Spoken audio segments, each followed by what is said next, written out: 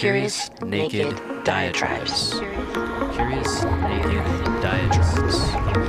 Curious Naked Diatribes.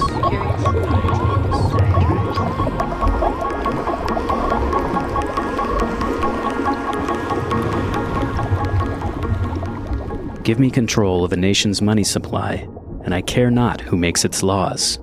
Meyer Amschel Rothschild.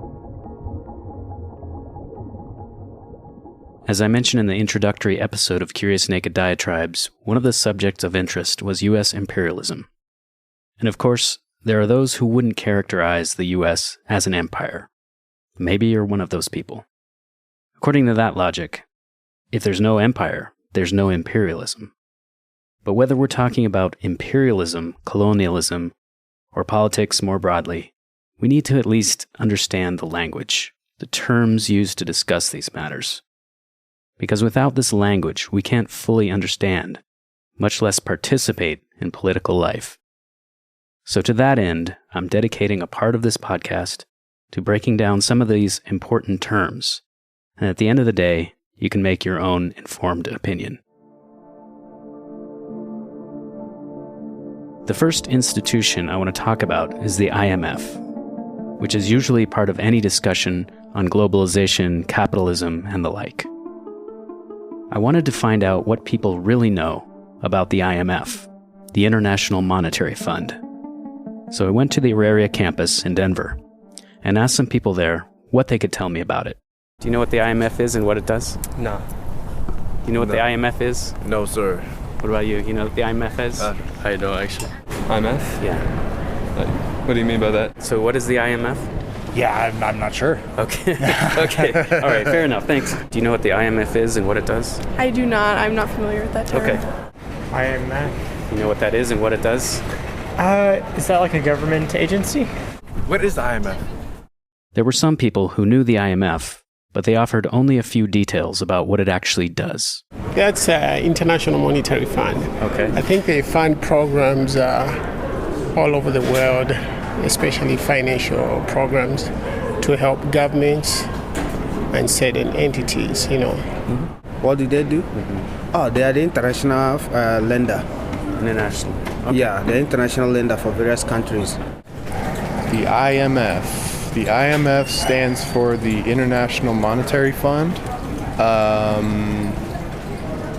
And I'm not exactly sure what it does, but is it sort of like a World Bank type situation? Do you know what the IMF is and what it does? International Monetary Fund. Can you tell me anything about it? Evil bastards. Okay, fair enough. Fair enough. Yeah. Why, anything that makes you say that in particular? From my limited understanding of them, I just want to make that clear. Don't want to be claiming I'm an expert here. My limited understanding, they are the gatekeepers for a lot of third world countries not getting loans and not getting the money they need, and getting loans with exorbitant interest rates on them. So what is the IMF? Both the International Monetary Fund and its twin, the World Bank, were created in Bretton Woods, New Hampshire in July 1944. Basically, the IMF is funded through its member countries to create a financial safety net for countries suffering some kind of economic shock, whether it be from wars, natural disasters, or what have you. When the IMF was created, there were 730 delegates from 44 allied countries present at the Bretton Woods Conference. But the most influential players were the United Kingdom and the United States. That's important when you consider that the IMF is funded through member countries' quota subscriptions.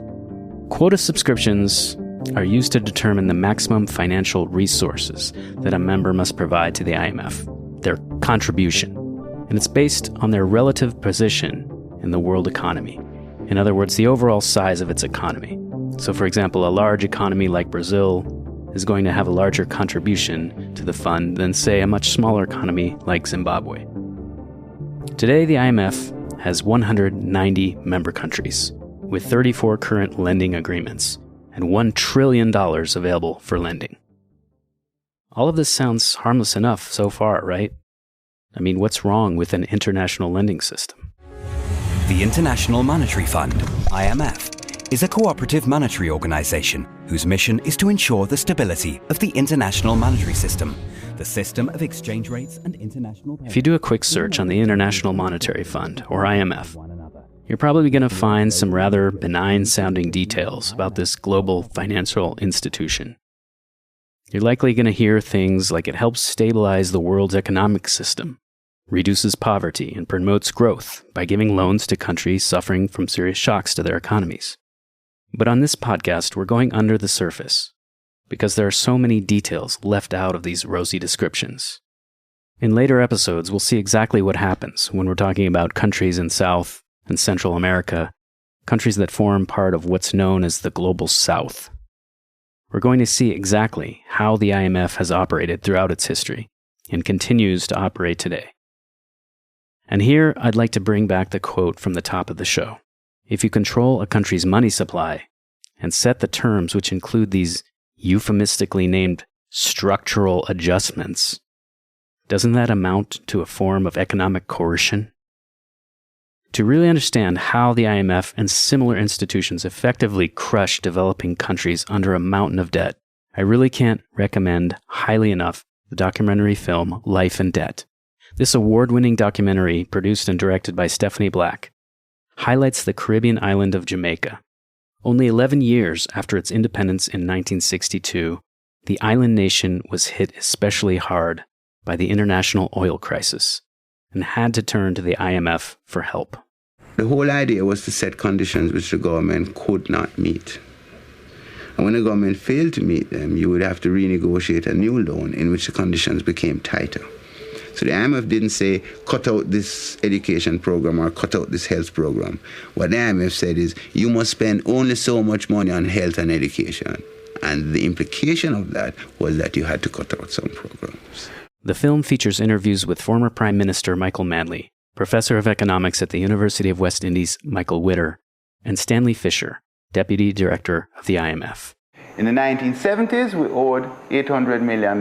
By the end of the 1980s, we owed $4 billion. Nowadays, we owe $7 billion. So the debt is rising, and all the time the debt is rising, our capacity to export, to produce, is getting less. To underscore the powerful message of the documentary, director Stephanie Black uses footage of North American tourists on vacation on the Caribbean island. Most natives in the world cannot go anywhere. They're too poor to escape the realities of their lives, and they're too poor to live properly in the place where they live, which is the very place that you, the tourist, want to go. So when the natives see you, the tourist, they envy you. They envy your own ability to leave your own banality and boredom. They envy your ability to turn their own banality and boredom into a source of pleasure for yourself.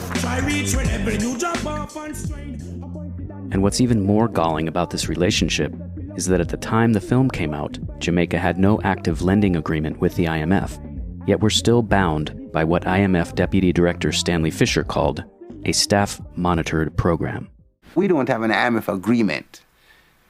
We are following what the IMF would have wanted us to do on an agreement anyway. So the influence of IMF is still very much here. We're not getting any IMF money, but we're still doing what they want us to do. I've left some links in the show notes if you'd like to take a closer look.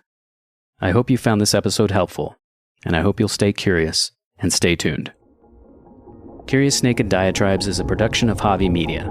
New episodes first and third Tuesdays. You can get in touch through javimedianetwork@gmail.com.